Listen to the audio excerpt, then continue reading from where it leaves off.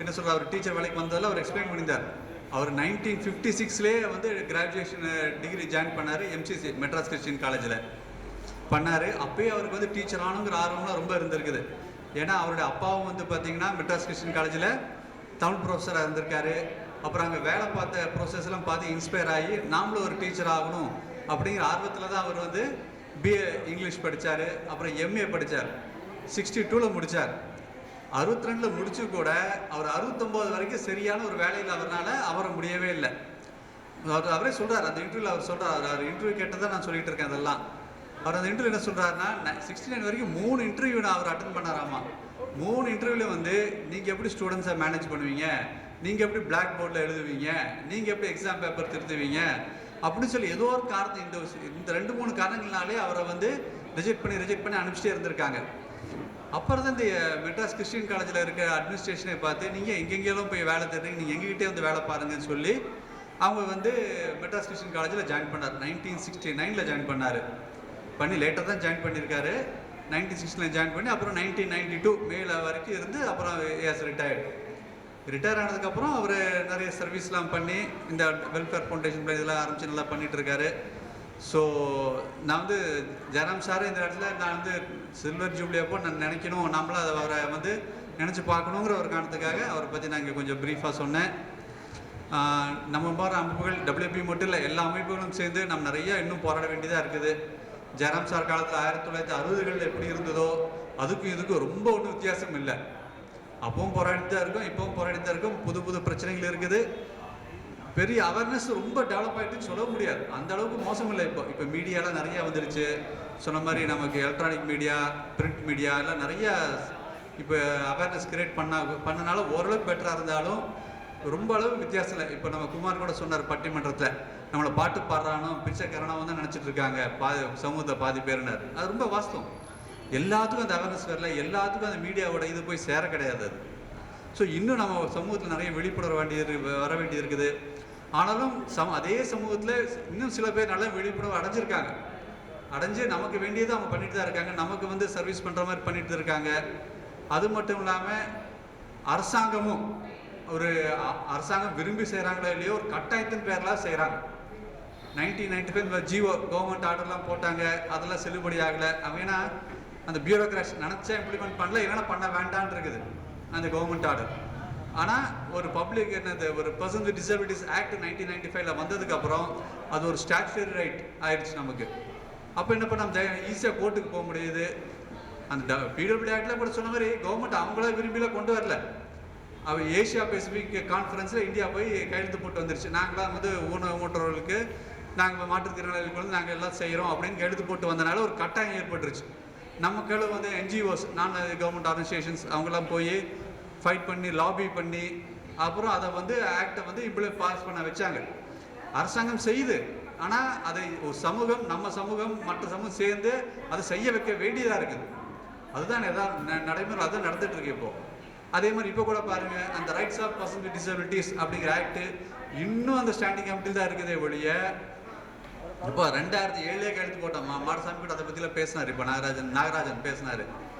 அந்த United Nation convention for the rights of person with டிசபிலிட்டிஸ்னு 2007 கையெழுத்து போட்டாங்க. நம்ம இந்திய அரசாங்கம் வந்து 20 நாடுகள் கையெழுத்து போட்டால் தான் அது வந்து ஒரு சட்டமாகும். ஒரு சர்வதேச சட்டமான குறைந்தபட்சம் ஒரு 20 நாடுகளாக கையெழுத்து போடணும். நம்ம இந்திய நாடு வந்து 7வது நாடாக கையெழுத்து போட்டிருக்கு. போய் கையெழுத்து போட்டு வந்து அதுக்கப்புறம் இது வரைக்கும் நடைமுறைப்படுத்தவே இல்லை. இன்னும் நாம் போராடிக்கிட்டு இருக்கோம். அரசாங்கம் செய்யுதுங்கிறோம், ஆனாலும் செய்ய வைக்க வேண்டியதாக தான் இருக்குது. ஸோ நம்ம வந்து இன்னும் நாம் வந்து பல இடர்பாடுகளை கடந்து இன்னும் நம்ம முன்னேறி நம்ம சமூகம் நாம் மட்டும் முன்னேறி பிரயோஜனம் இல்லை. தனிப்பட்ட முறை நான் தினக்கர் முன்னேறி பிரயோஜனமே இல்லை. ஸோ எனக்கு பின்னாடியும் பல பேர் சிவில் சர்வீஸ் எழுதி வரணும் வந்துட்டாங்க. நிறைய பேர் வந்துட்டாங்க. ரொம்ப மகிழ்ச்சியாக இருக்குது. நிறைய பேர் வந்திருக்காங்க. இப்போ சிவில் சர்வீஸ் மட்டும் இல்லை, இப்போ பாருங்க பேங்க் ப்ரொபேஷன் ஆஃபீஸ் இந்த மாதிரி எல்லாம், அதே மாதிரி தமிழ்நாடு பப்ளிக் சர்வீஸ் கமிஷனில் இந்த அருணாதேவி இருக்காங்க இல்லையா, அவங்க எல்லாம் வந்திருக்காங்க. ஸோ மகிழ்ச்சியாக இருக்குது.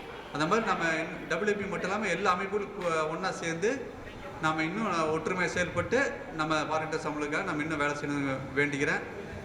நன்றி. நன்றி திரு தினகர் அவர்களே. தங்களுடைய அனுபவத்தோடு கூடிய நமக்கும் இனி எப்படி நாம் உழைக்க வேண்டும் என்கின்ற செய்திகளை மிக அருமையாக பகிர்ந்து அருளினார்.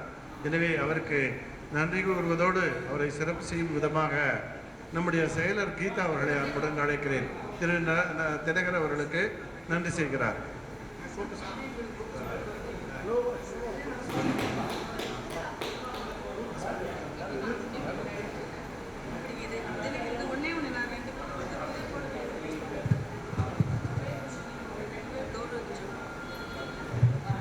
இதை அடுத்து நம்முடைய சிறப்பு விருந்தினர் பிரபு அவர்கள் பேசுவதற்கு முன் இதை 2-3 பேரை கௌரவிக்க விரும்புகிறேன்.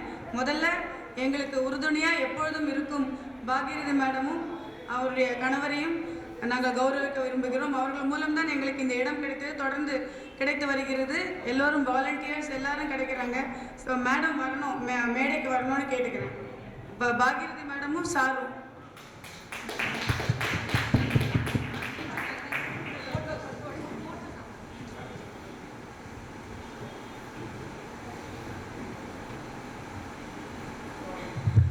அடுத்து புதுப்புணல் பதிப்பகம் எங்களுக்கு எந்த தருணத்திலும் உதவும். நாங்கள் கேட்டுக்கொண்டதற்கெனக்கு 1 வாரத்திற்குள் மிக அழகாக புத்தகத்தை படித்து கொடுத்திருக்கிறார்கள். திரு ரவிச்சந்திரன், திருமதி சாந்தி அவர்களை நாங்கள் கௌரவிக்க விரும்புகிறோம். அவர்களை மேடைக்கு வர சொல்லி அந்த சைடு போங்க, தள்ளி வாங்க.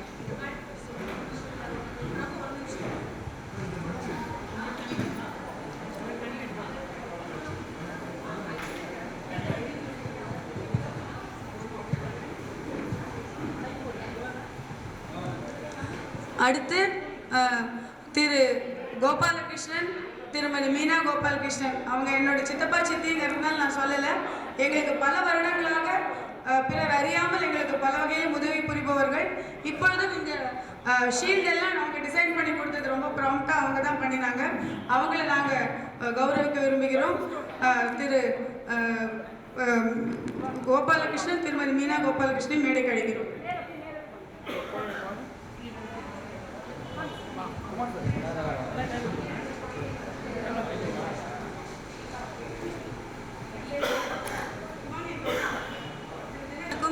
திருமதி மீனா கோபாலகிருஷ்ணனும் கௌரவிக்கும்படி கேட்டுக்கொள்கிறேன்.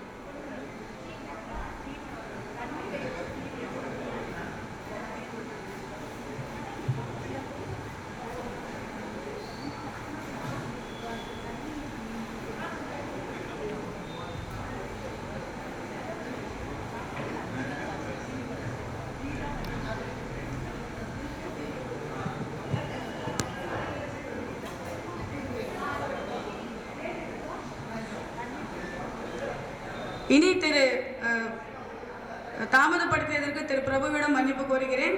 இனி பிரபு அவருடைய கருத்துக்களை நம்மிடையே பகிர்ந்து கொள்வார். Welfare foundation of the blind அதனுடைய நிர்வாகிகள் அனைவருக்கும், இங்கு குழுமியிருக்கும் அனைவருக்கும் எனது மாலை வணக்கங்கள். எனக்கு பேராசிரியர் ஜெயராமன் அவர்களை 8 வயதிலிருந்தே தெரியும். அவர் நான் திருநெல்வேலியில் இருந்த பொழுது எனது வீட்டுக்கு வந்தார். இப்போதான் நான் இங்கே அவங்க கூப்பிட்டு போய் யோசிச்சு பார்க்குறேன். அந்த 8 வயசில் கூட இன்னைக்கு என் மனசில் தெளிவாக இருக்கிறது, பதிவாக இருக்கிறது அவருடைய ஒரு அணுகுமுறை.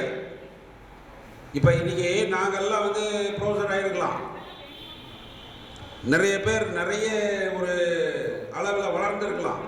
ஆனால் யாருமே பேராசிரியர் ஜெயராமனுடைய அணுகுமுறைக்கு ஈடாக முடியாது. அவர் அந்த அளவுக்கு நம்ம மீது ஒரு பறிவுடனும், இங்கே வாப்பா என்ன படிச்சுக்கிட்டு இருக்க அப்படின்னு கேட்குற ஒரு அந்த அரவணைப்புக்கு ஈடு பேராசிரியர் ஜெயராமனும் அவரது துணைவியார் வசந்தா ஜெயராமன் அவர்கள் இருவரை மட்டுமே கூற முடியும்.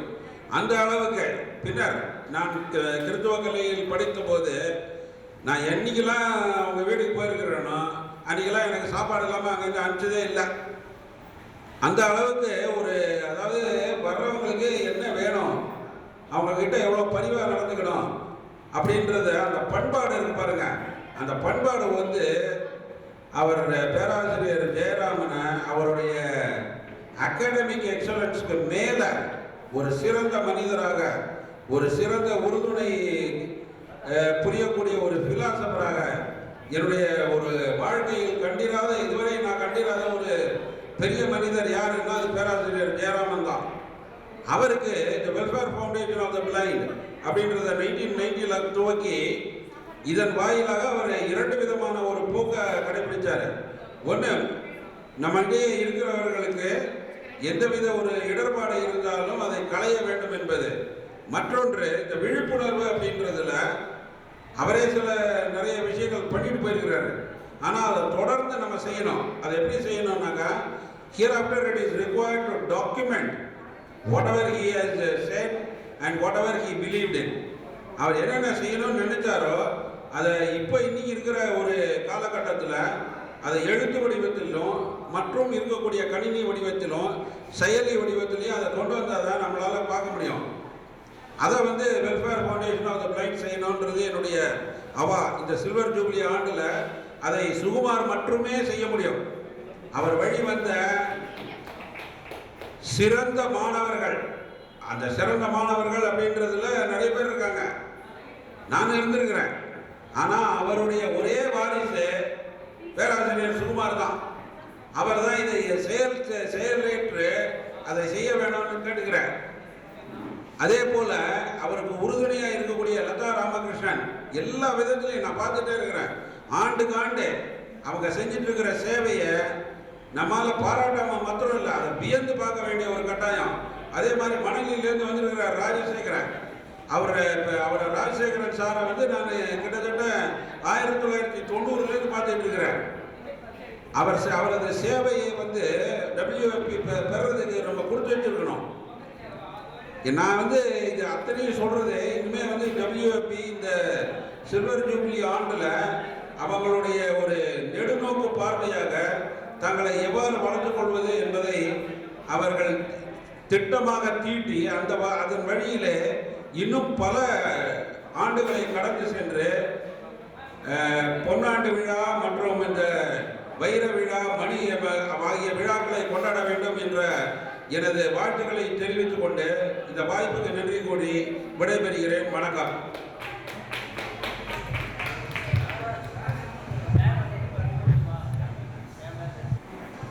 அதாவது இன்று நம்முடைய பட்டறிவு, படிப்பறிவு ஆகிய இரண்டிலும் மேம்பட்டு பொறுப்பு வகித்தல், அதாவது ஒரு அரசு கல்லூரியினுடைய முதன்மை அரசு கல்லூரியினுடைய முதல்வராக இருந்து ஓய்வு பெற்று தன்னுடைய குருநாதரை மறக்காமல் இன்னும் நினைவில் வைத்து அவருடைய வழியை நாம் பின்பற்ற வேண்டும் என்று நமக்கு மிக தெளிவாக எடுத்துக் கூறினார்.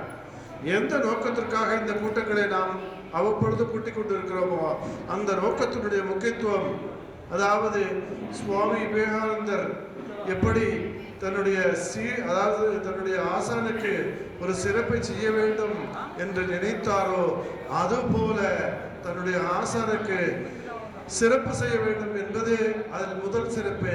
அவர் பெற்ற அதாவது பட்டங்கள், வகித்து வந்த பதவிகள், அதை இவர் செய்து முடித்தார் என்பதுதான் நான் கண்ட உண்மை. எனவே அத்தகைய அன்பர் இங்கு அவருடைய பெருமையை பற்றி பேசியது அனைவருக்குமே மகிழ்ச்சியை கொடுத்தது.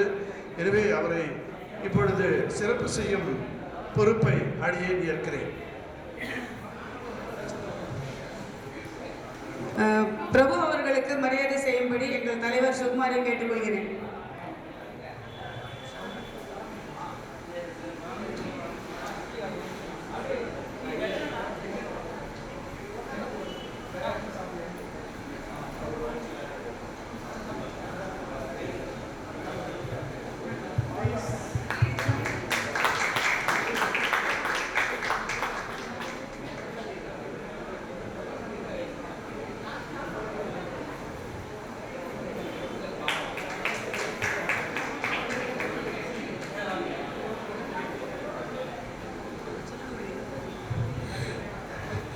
இது நம்முடைய வாலண்டியர்ஸுக்கு சான்றிதழ்கள் கொடுப்பதற்கு முன்பாக இன்று வந்திருக்கும் மோகன்தாஸ் அவர்களால் தான் நான் இந்த பார்வையற்றோர் பணியில் ஈடுபட்டேன். இது வந்து நான் பணியெல்லாம் சொல்ல மாட்டேன், நான் கற்றுண்டது எவ்வளவோ இருக்குது.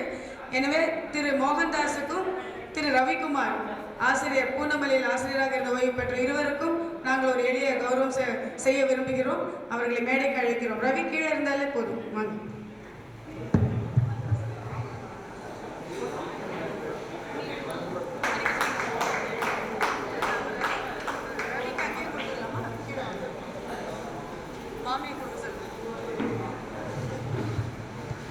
திரு ரவிக்குமாருக்கு சால்வை போர்த்தி கௌரவிக்கும்.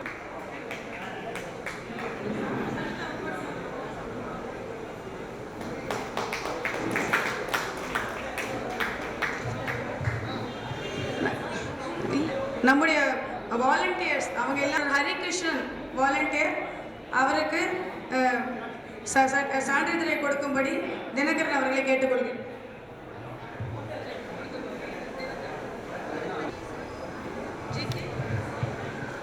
ஜிகே சாய் சம்யுக்தா வாலண்டியர், இல்லை அவங்க சார்பாக வேற யாராவது வாங்க. வாங்க.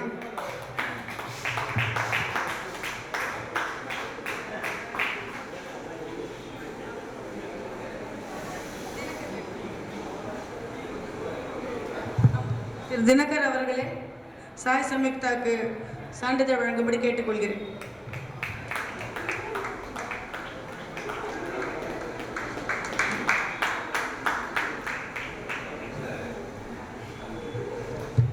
சிவசங்கர் அவர்களை நான் சான்றிதழ் வாங்க வரும்படி கேட்டுக்கொள்கிறேன்.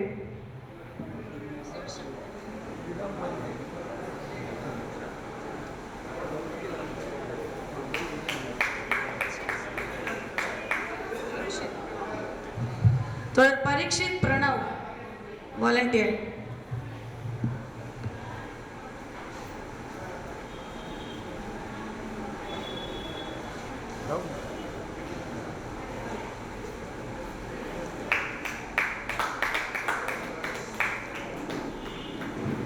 திரு நிதின் ஆர்.சி. மௌலி.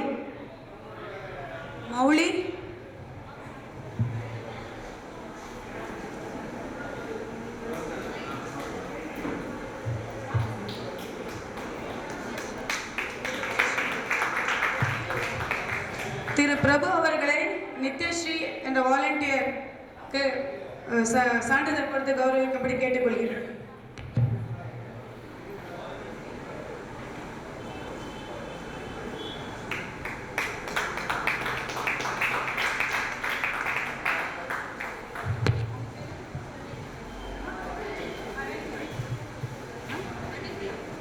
அனன்யா வாலண்டியர், அவருக்கு சான்றிதழ் கொடுத்து கௌரவிக்கும்படி பிரபுவை கேட்டுக்கொள்கிறேன்.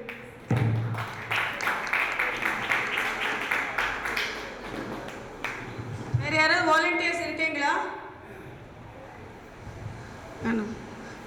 இருந்தீங்கன்னா அப்புறம் சர்டிஃபிகேட்ஸ் அந்த இது வாங்கிக்கோங்க. சில பேருக்கு கொடுக்க விட்டு போயிருக்கோம். அப்புறம் இந்த டிஃபன் சாப்பிடணும். நாங்கள் ஃப்ளூட்டிஸ்ட் சிவகுமார் வந்திருக்காரு, அவருக்கு ஒரு சின்ன ஷால் போர்த்தி கௌரவிக்க விரும்புகிறோம். அவர் ஃப்ளூட்டெல்லாம் வாசிக்கிறேன்னு வந்திருக்காரு. இப்போ எல்லோரும் சாப்பிட்றப்ப வாசிப்பாரா தெரியல, அது கௌரவமாக தெரியல. அவர் அப்புறம் இந்த பொண்ணு பாடுறதுக்கு வேறு ஒரு கேர்ள் இருந்து அவனும் போயிருக்கா போல். ஸோ திரு சிவகுமார் அவர்களுக்கு ஒரு சின்ன சால்வை போட்டு கௌரவிக்க விரும்புகிறோம்.